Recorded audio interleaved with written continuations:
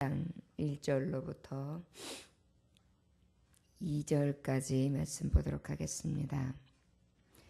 말씀의 제목은 지혜의 말씀을 따라 바른 길로 가게 하소서. 이제 하나님 바른 길로 가게 하소서라는 제목의 말씀으로 잠언서 6장을 전하도록 하겠습니다.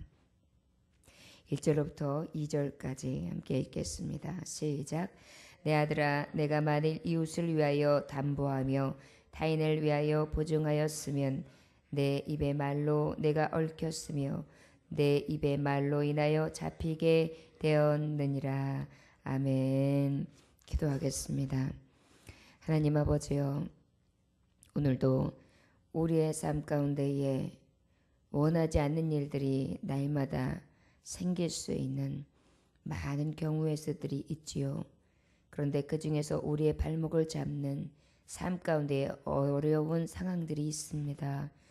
그 상황들이 생기지 아니하도록 지혜의 말씀은 우리에게 교훈하고 계시고, 그 말씀을 따라 살 때에 가장 바른 길로 갈 수 있도록, 지혜로운 삶을 살아갈 수 있도록 하나님의 말씀은 우리에게 벌써부터 가르쳐 주셨나이다.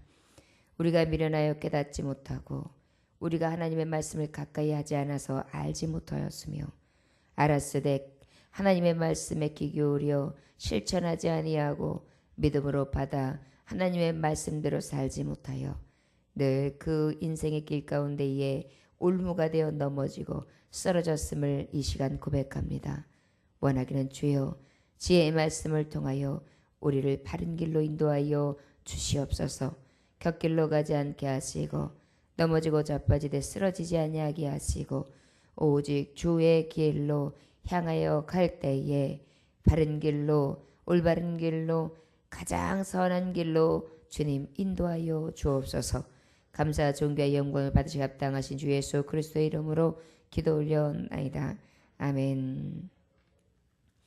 하나님의 6장의 말씀은 주로 어떤 말씀이냐면요, 게으른 자의 삶, 그리고 또한 그 게으르다 하는 것은 미련한 자의 삶, 캄캄하고 어두우며 밝은 빛에 이르지 못하는 지혜롭지 못한 삶을 말씀하고 있습니다. 이러한 자들에게 있어서 경고하시는 말씀인데, 그러면 실제적으로 상황 가운데에 구체적으로 무엇을 경고하고 계시냐 하면, 지혜롭게 살지 못하는 사례들, 결국은 지혜의 삶을 살아가는 사례들에 대해서 말씀하고 있습니다. 구체적으로 대표하는 말씀 중에 우리에게 무엇을 말씀하고 계시냐면, 그 재정 보증에 대해서, 그리고 난 다음에 게으르고 나태한 삶에 대해서, 그리고 하나님이 미워하시는 것에 대해서, 그리고 음행의 삶에 대해서, 그래서 크게 한 4가지의 사례를 주님께서 구체적으로 들어서 이 지혜의 말씀 잠언서를 통하여 우리의 삶을 조명하고 계십니다. 어쩔 때 보면은요, 정말 하나님 말씀에 보면 없는 말씀이 없어요.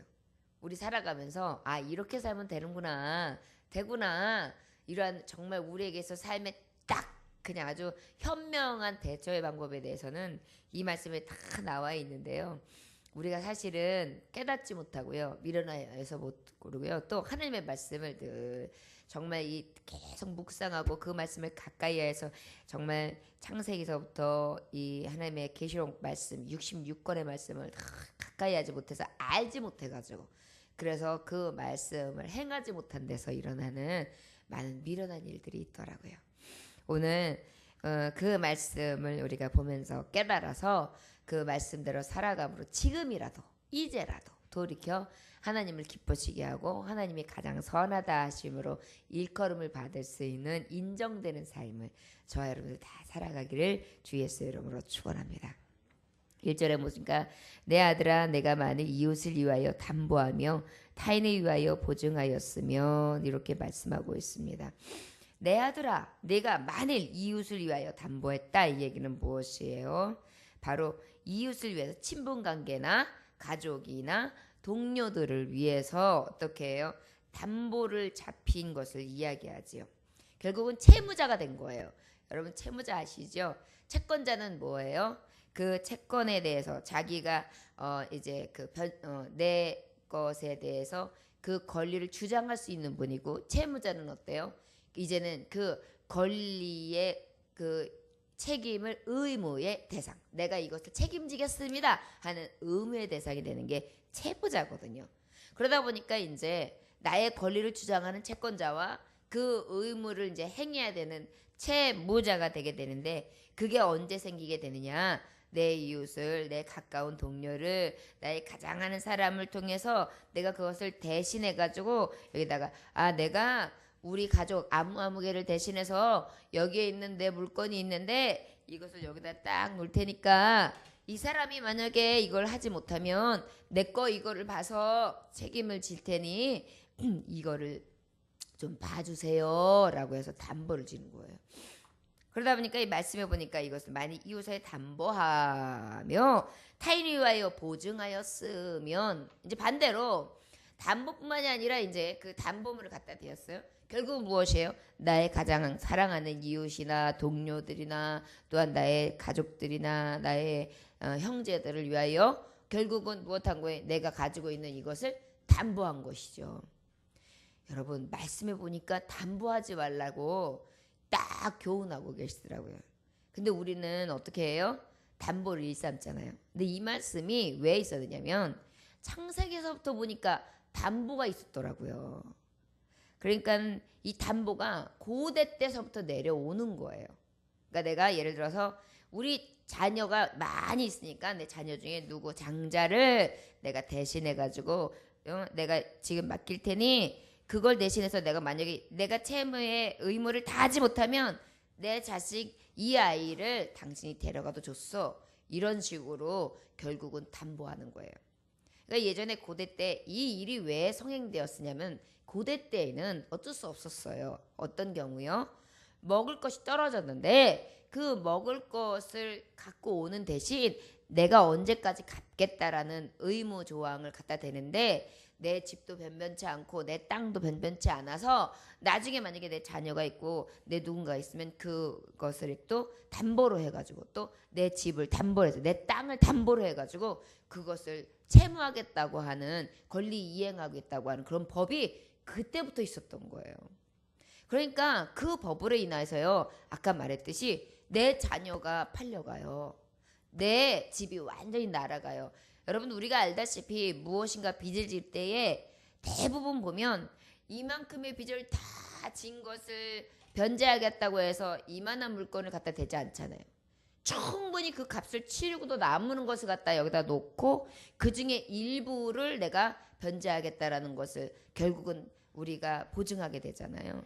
그러니까 엄청나게 큰 것을 가지고 작은 것을 막아주는 것을 먼저 담보해 줄 수 있는 거예요. 그 일을 너희가, 내 아들아 네가 만약에 보증하였으면, 이 말씀을 하시는 거예요. 말씀해 보니까요, 담보를 했던 구약의 말씀이 레위기에서도 말씀에 있어요. 누구든지 여호와께서 신실하지 못하여 범죄하되 곧 이웃에 맡긴 물건이나 전당물을 속이거나 도둑질하거나 착취하고도 사실을 부인하거나, 그러다 보니까 도적질하고 담보하고 저당 잡히고 이런 일들이요 벌써 레위기 시절에 있었어요. 느헤미야 시절 5장 4절에 보면 어떤 사람이 말하기를 우리가 밭과 포도원과 집이라도 저당 잡히고 이 흉년의 곡식을 얻고자 하고, 먹을 것이 없으니까 그 당시에 이렇게 땅을 저당하는 거예요. 포도원을 저장하는 거예요. 저당하는 거예요. 이런 일들이 있을 때는 어쩔 수 없이 누군가가 담보를 하겠죠. 그런데 여기서 말하는 것은 먹고 마시고 쓰는 내 일로 인한 것이 아니라, 나의 어쩔 수 없는 상황을 얘기하는 것이 아니라 내 이웃들, 내 타인들을 위해서 보증하였으면, 이것으로 인하여 굉장히 사회적인 문제들이 많이 생겼던 거예요. 그러다 보니까 이 일로 인해서 여러분 우리 요즘 현대인들도 어때요? 누군가 친구가 가까이서 야 내가 이만한데 저만한데 나 이거 대출을 받아야 되는데 나 얼마만 되면 이거 봐봐, 내가 여기에 보면은 이것도 돼 있고 이것도 돼 있으니까 이거 분명히 되거든. 그러니까 이거 보증만 딱 세워주면 내가 그 시간이 되면 이거 갚고 오히려 너한테 이자까지 쳐서 줄게. 그러니까 그때까지만 나 좀 봐줘서 요것만 좀 해다고 해주면 내가 그 대출에 대한 이자는 내가 책임질 테니까 담보만 좀 해줘. 가까운 친구가 너무 이제 정확하게 얘기하고 또 거기다가 또 잘 되기도 원하고 불쌍한 마음도 들고 그러니까 그 일들을 해줄 때가 있잖아요. 근데 그걸로 인하여서 오는 폐해들이 굉장히 많았던 거예요. 그런데 이 잠언서를 기자를 통하여 전하던 그때 당시에도 이 일들로 인하여 많은 심각한 일들이 생겼던가 봐요. 근데 여러분, 우리가 잊어버리지 않을 것은 사실은 이 담보대출이 얼마나 무서워요. 지금은 우리가 금융권, 1금융권, 2금융권에서 많은 담보대출을 받잖아요. 그런데 이 대출이 얼마나 우리의 발목을 잡습니까? 사실은 대출이 우리의 숨통을 이렇게 펴주기도 해요. 그런데 이 대출에 대한 이자와 거기에 대한 그 원리금을 상환하는 데까지는요, 진짜 얼마나 우리의 가슴을 졸이게 해요. 때로는 나중에 정말 의무와 그 모든 것이 안 되면 다 뺏기잖아요. 그 농부들 중에 간혹 있으면 안 되는 일들이 생기는데, 그 농약을 먹고 나쁜 일들이 생기는 경우가 있잖아요. 나중에 알고 보면 대부분 어때요? 이 농사를 열심히 지으려고 담보대출을, 이 내가 갖고 있는 밭을 대출로, 내 집을 대출로 해서 대출을 받았는데, 그래가지고 농사를 접었는데 당연히 나는 풍년인 줄 알고 짓죠. 그러다 보니까 거기에 필요한 기계도 사오고 사람들도 사고 또 약도 사고 열심히 일한 죄밖에 없는데 결과가 나쁜 거예요. 그날따라 또 흉년이 아닌 거예요. 풍년이에요. 그런데 옆집도 그 옆집도 다 풍년이다 보니까 농작물을 어떻게 해요? 그야말로 요즘 말로 지금 똥값이 된 거예요. 그렇게 정말 공 들여서 돈 다 들여서 다 정말 했는데, 그러다 보니까 극단적인 일을 갑니다. 왜냐하면 밭도 뺏기게 생겼어요. 내 집도 뺏기게 생겼어요. 나는 열심히 일했는데 거기에 대해 잡힌 게 없어요. 그러다 보니까 여기에 대한 것을 누구에게 토로할 방법도 없고 누가 책임져 줄 방법도 없으니까 결국은 어때? 니네들 맘대로 해라, 이 나쁜 세상아, 이래가지고 싶어서 그 마음에 그 다시 한번 살아날 용기가 없어서 그러한 일들을 다시 한번 그 기회를 얻을 수 없는 그런 길을 가는 사람들이 종종 있잖아요. 이런 폐해들이 있었던 거예요. 그러다 보니까 이게 내 일로 인하여 그런 일도 있는데, 가장 속상하고 가장 억울한 일이 뭐예요?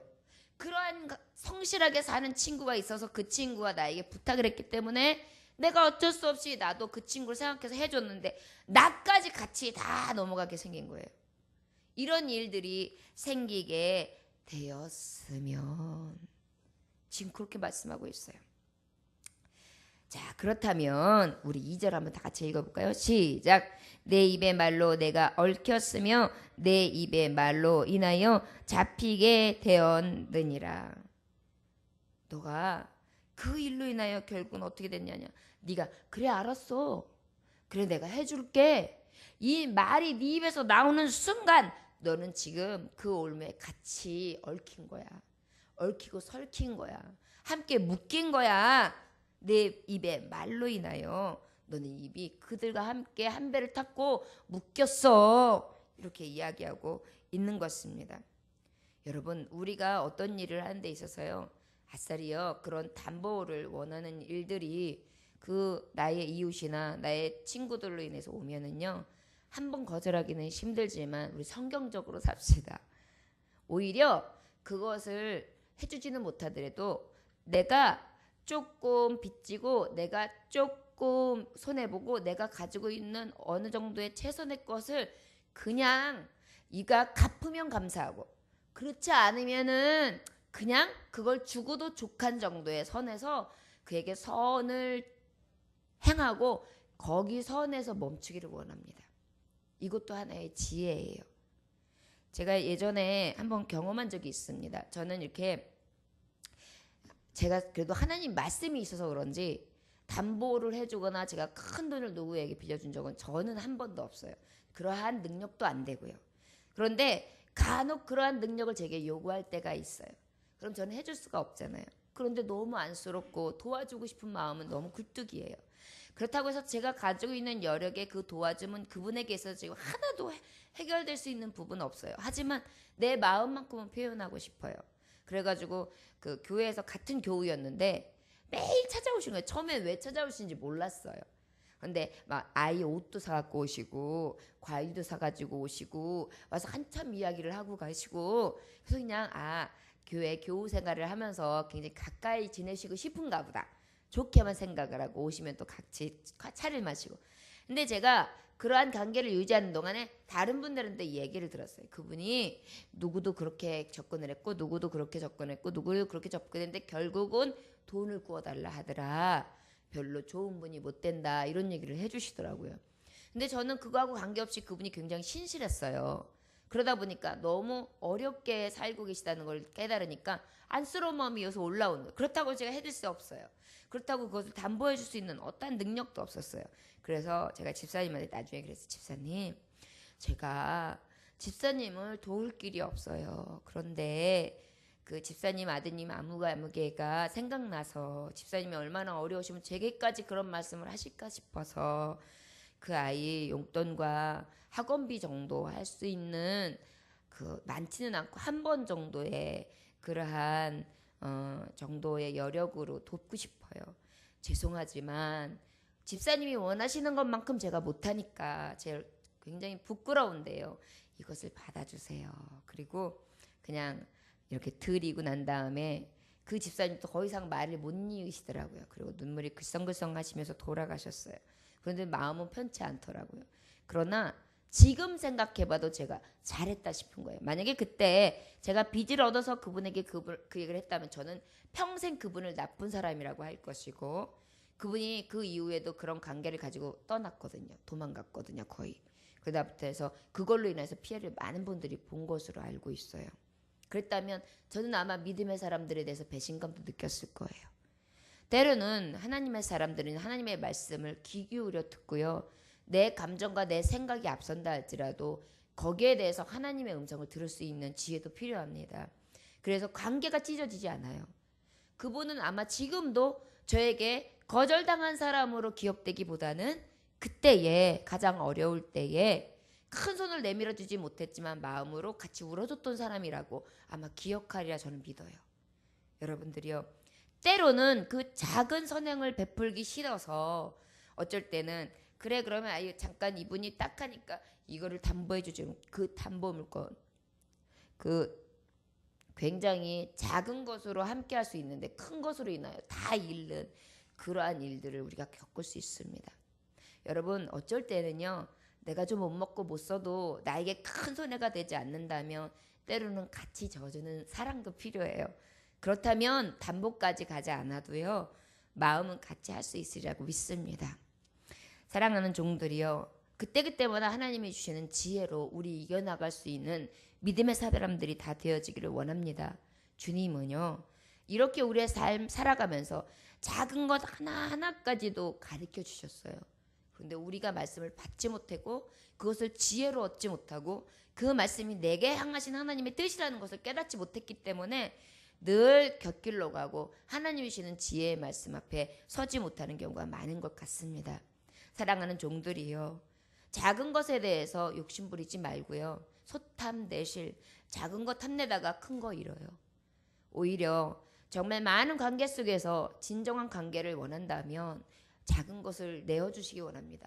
작은 것 내어주기 싫어서 큰 것 내어줬다가 결국은 큰 것을 잃는 그러한 잔꾀에 저 스스로 넘어가는 일들이 우리에게 생길 수 있습니다.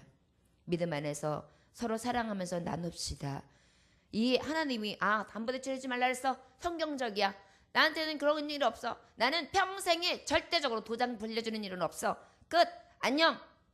이러라고 하나님이 이 말씀 주신 게 아니에요. 너도 이러한 경우가 생길 수 있어. 너도 누군가에게서 궁색한 변명을 할 수도 있어. 너도 이런 일이 생겼을 때 이런 일이 생길 수 있어. 그럴 때 너는 이렇게 하지는 마. 그러나 네가 그런 일에 담당하고 그것을 담당하고 있는 사람이 될 수도 있어. 그럴 때 너는 어떡하겠니? 사실 하나님의 말씀의 이면에는요. 2가지, 3가지, 4가지, 5가지, 100가지가 숨겨져 있어요. 우리는 말씀을 들을 때 그냥 단순하게 이 얘는 내가 부러졌어. 너 이빨 뽑아. 이렇게 할 수 있다는 그게 아니에요. 네가 이빨을 뽑힐 때 아팠지. 그의 이빨을 뽑아봐. 네 이빨 아픈 만큼 저야 이빨을 아프게 뽑아야 되는데 그것이 정말 저가 원하여서 그랬냐 아니면 실속으로 그랬냐. 그 아픔을 저에게도 꼭 줘야 되겠냐. 이 말씀이 사실은 숨겨 있어요. 원수를 내 몸같이 사랑하고 이웃을 사랑하라고 분명히 말씀하셨거든요.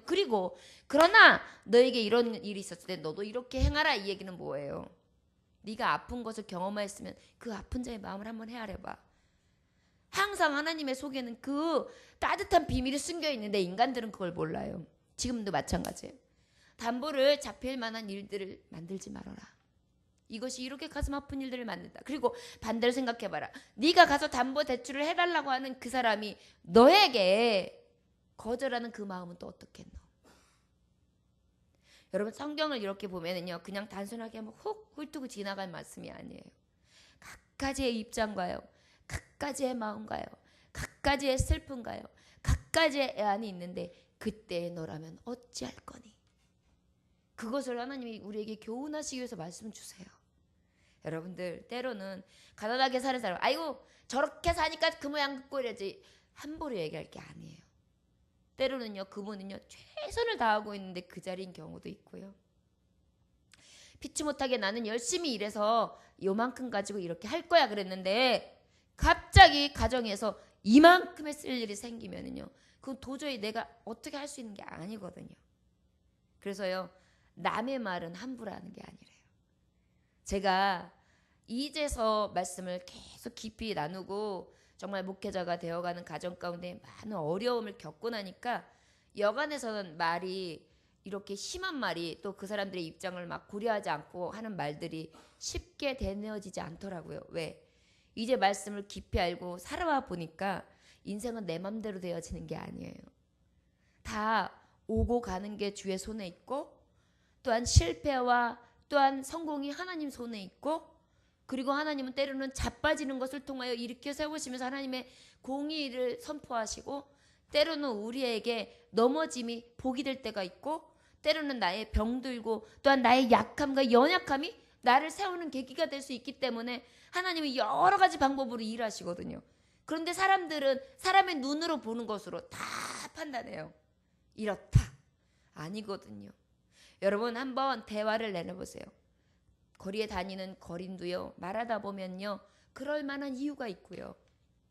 또 그 외에 많은 어려움들이 겪여 있는 사람들과 같이 담소를 나눠보다 보면요, 그 안에 가지고 있는 슬픔과 정말 억눌려 있던 그동안의 아픔들이 다 숨겨져 있어요. 여러분, 그렇기 때문에 우리는 그들을 위해서 항상 불쌍히 여기고 기도해 줄 뿐이죠. 거기에 대해서 우리가 왈가왈부 따지할 수 있는 것이 아닙니다. 사람 말하기 좋아하는 사람들은 하나님 마음에서 전 떠났다고 생각해요. 사실은요, 사람들의 마음을 깊이 보면서 헤아릴 수 있는 마음이 주님의 마음이거든요. 그런데 자꾸 따지하고 사람을 판단한다는 것은 내 안에 교만이 있는 것입니다. 오늘 왜 이 말씀을 주셨을까요? 아, 너 살아가면서 담보하지 마. 너 담보 절대 들면 안 돼. 너 그거 세주면 안 돼. 우리 하나님이 그렇게 무말차게 그것에 대해서 딱 부정해라, 이래서만 주실까요? 아니에요. 그것으로 인하여 오는 얽혀지는 많은 관계, 그 모든 입장을 헤아리면서 하나님 앞에 지혜를 구하고 가장 선한 일들을 앞장서서 할 수 있는 지혜로운 청지기 들, 사람 앞에서나 누구 앞에서도 덕을 끼치고 하나님의 말씀과 하나님의 의를 세울 수 있는 자가 될 수 있도록 하나님은 우리에게 교훈하시고 있는 것이 숨겨 있다고 저는 믿습니다. 자녀를 교훈할 때 어떻게 합니까? 올바르게 살아라, 굳세게 살아라, 양심적으로 살아라, 그리고 다른 사람들에게 믿음을 잃지 말아라, 성실하게 살아라, 이렇게 말하지. 어떤 부모님이 사기쳐라, 그리고 다른 사람한테 다 몹쓸 짓을 해라, 너만 밟고 일어나 성공해라, 이러는 부모님들이 어디 있겠어요? 하나님의 말씀도 그래요. 밟고 일어서라, 사기쳐라, 넘어뜨려라가 아니라 내가 이러이러한 형편에 처하거든 이렇게 해라, 이것이 지혜다. 사랑하는 아들아, 담보를 주면 안 된다. 내 마음도 담보하지 말고, 내 자식도 담보하지 말고, 내 가정도 담보하지 말고, 내 집도 담보하지 말되, 그러나 그렇다고 해서 담보를 요구하는 사람의 마음도 헤아릴 것이며, 또한 그러한 여러 가지 상황 속에서 너는 어떻게 하는 것이 지혜인지 분별하여라. 그런데 담보하지 않는 삶을 살기 원한다. 저와 여러분들이요, 우리의 입이 경망스럽거나 급하고 또한 일시적이고 감정적이고 또한 그때의 일식간에 나의 감정적인 변화와 움직임을 통하여 하는 일들로 인해 결국은 그 얽매이는 큰 밧줄에 통통 매이는 그러한 폐해에 휘말리지 않기를 원합니다. 그래서 지금 그렇게 말씀하시고 계신 거예요. 얽혔으니 내 입에 말로 인하여 잡히게 되었느니라. 여러분들이요, 5장 2절 22절의 잠언서의 말씀에 보면 악인은 자기의 악에 걸리며 그 죄의 줄에 매이나니. 결국은요, 악한 자의 길은요, 미련한 자의 길은요, 자기 악한 것에 자기가 얽매이게 돼요. 여러분, 내가 누구 때문이야, 내가 누구한테 내가 그때 이런 일만 안 만났으면 나 이런 일 없어, 이렇게 말하죠. 이거 다 뭔지 알아요? 제가 미련한 길 가고 제가 악한 길 가고 결국은 누구한테 탓하는 거예요. 우리 여러분, 내가 실패한 것은 그냥 깨끗하게 내 것으로 인정하고요, 내 탓으로 인정하고요, 그리고 앞으로 살아가는 길에 있어서 하나님의 지혜의 말씀, 주여 제가 지금까지 이렇게 헛된 길을 살아오며 허탄한 삶을 살아왔고 이러한 마음가짐으로 살아왔나이다. 주여 내가 이렇게 삐딱합니다. 하나님 고든 길을 주시고 바른 마음을 주셔서 주님이 주시는 성정, 성령의 마음을 품어 성령의 이끄심을 받아 살아갈 수 있는 지혜로운 삶을 살게 하소서. 이것이 지혜로운 청직입니다. 사랑하는 종들이여, 이제 주님의 말씀이 선포되어진 게 5절까지는 담보에 대해서 있어지는 일들에 대해서 기록이 되어 있어요. 오늘 2절까지만 보지만은요, 여러분 한번 생각해 봅시다. 나는 지금까지 이 담보, 나는 어떤 담보물이 있고 또 어떤 사람들에게 담보를 제공해 달라고 했고, 나는 어떤 삶을 살아왔고, 나는 이 물건만 담보하고 살았나, 아니면 내 마음도 담보하고 살진 않았나? 내가 진정으로 어떤 삶을 살았는가? 진정으로 나는 하나님 보시기에 어떤 자인가? 한 발 한 발 되짚어 보고요, 나의 잘못된 것을 하나님 앞에 신앙 고백할 수 있는 시간이 되어지기 원합니다. 여러분, 아침에 나와서 무엇합니까? 여러분 아시죠? 옛날에 부모님 신앙 좋으신 분들, 예수 안 믿으신 분들 보면은요, 우리 할머니가 예수님 영접하기 전에 모습을 보면요, 저 어렸을 때 기억이, 아주 어렸을 때 우리 할머니가요, 아침에 일찍 나가세요. 그래서 후룩 나가시면은요, 뒷곁에서요 찬물 소리가 나요. 찬물 껴지는 소리예요. 그러면요, 그 큰 우물물이 있었거든요, 뒤에. 그것으로요 냉수 마찰을 하신. 그리고 난 다음에 찬물을 씻고 난 다음에 촛불 켜놓고요, 가족들, 당신 자녀들 위해서 정한수 떠놓고 비시는 모습을 내가 기억하거든요. 그리고 시골에 내려간 적이 있는데, 시골에서도 보니까 다락에 이렇게 쌀 이렇게 들어있는 단지가 있더라고요. 이렇게 열면 그런 것도 해놓고 촛불도 켜놓고 거기서 비는 거 제가 어렸을 때 본 기억이 있어요. 그러한 미신을 믿는 자들도요, 아침에 자기의 몸을 씻으면서 정한수로 씻고 그 차가운 것을 다 맞으면서 빌어요. 하나님의 사람들, 하나님이 야, 너 내가 깨끗하지 아니하면 너 예배를 받지 않아. 우리 예수 그리스도의 피로 말미암아서 우리는 더럽고 추악한 자들이 나와서 지금 예배하거든요. 근데 이 예배 안에 하나님께서 내게 오셔서 지금 하시는 말씀이에요. 깨끗한 물로 씻어라. 너의 과거도 씻어라. 너의 더럽고 냄새나는 것도 씻어라. 그리고 내게 나오라. 하나님 앞에 지금 예배하는 시간에 우리가 굉장히 자유한 마음으로 예배했어요. 기도할 때 씻으세요. 지금까지의 나의 잘못된 것, 나의 게으름과 나태함으로 인해서 온 여러 가지 폐해들, 나는 어떠한 것을 담보하고 살았는가? 오늘 간과함으로 나를 되돌이켜보고 하나님 앞에 정말 그 모든 것을 씻고요, 기도하고 새로운 마음가짐과 몸가짐으로 오늘도 도약할 수 있는 한눈에 되시기를 원합니다. 기도하겠습니다. 하나님 아버지, 덫과 같이 나에게 공경함이 올 수 있고 어려움이 오는 것이 담보라고 합니다. 그래서 세상에 살아가는 사람들도 담보가 무서운 것을 압니다. 그런데도 우리가 담보로 하고 사는 것들이 얼마나 많습니까? 내 생명도 때로는 담보로 하면서 목숨 걸고 일하고요. 또는요, 아버지, 내가 가지고 있는 먹고 마시고 사는 그런 쉼터, 내 집을 담보로 하고 살기도 하고요. 그리고 아버지요, 나의 육신도 담보로 하고 살아갑니다. 그리하여 여러 가지로 믿기 어려운 일들이 생길까봐 보험도 들고요. 그리고 알 수 없는 여러 가지 예기치 않은 일들 때문에 불안해하고 초조해하고 두려워하기도 합니다. 생기지도 않은 일들 때문에 걱정도 하고요, 염려도 하고요. 그리고 지금 되어지는 많은 일들 때문에 아버지 실망하고 좌절하고요, 아파하고요, 쓰러지고 넘어지기도 합니다. 원하기는 주여, 이럴 때에 주님은 내게 왜 이 말씀을 주셨는고 다시 한번 깨닫게 하여 주셔서 나를 살피게 하소서. 그리고 아버지, 지금까지 진정으로 담보로 해야 되는 것은 무엇입니까? 내 생명, 내 몸, 내 마음이 주께 담보가 되어지기를 원합니다. 아버지여, 사는 것도 생사화복도 주님의 손에 있고요. 나의 악기가 장래일도 주님의 손에 있고요. 모든 것이 주님의 손에 있거든. 나는 지금 세상 앞에 혹시 담보를 하고 있지 않으며 나는 그것에게 날마다 아버지 저당 잡혀 있지는 않은지, 그리고 내가 그것을 또한 세상 앞에 거절하지 못하고 그것에 질질 매어 얽매여 있지는 않은지 다시 한번 살펴볼 수 있도록 인도해 주시기를 원합니다. 주여, 우리를 가볍게 하여 주옵시고 오늘 아버지여, 올무에서 사망에서 아버지여 헤어나온 자처럼 시원함 먹고 웃고 돌아가게 하시고 다시금 하나님이 주시는 인생의 답을 얻어 아버지 앞에 다시 한번 간구함으로 하나님 아버지 가벼운 마음으로 이 성전을 나아갈 수 있는 믿음의 자녀들이 될 수 있도록 축복하여 주옵소서. 내게 매여 있었던 것이 무엇입니까? 나를 묶었던 것이 무엇입니까? 그것을 아버지의 이 시간 깨닫게 하셔서 자유 하나를 꼭 갖고 들어갈 수 있는 귀한 시간이 될 수 있도록 축복하여 주옵소서. 감사드리며 예수 그리스도의 이름으로 기도 올려나이다. 아멘. 주님 가르치는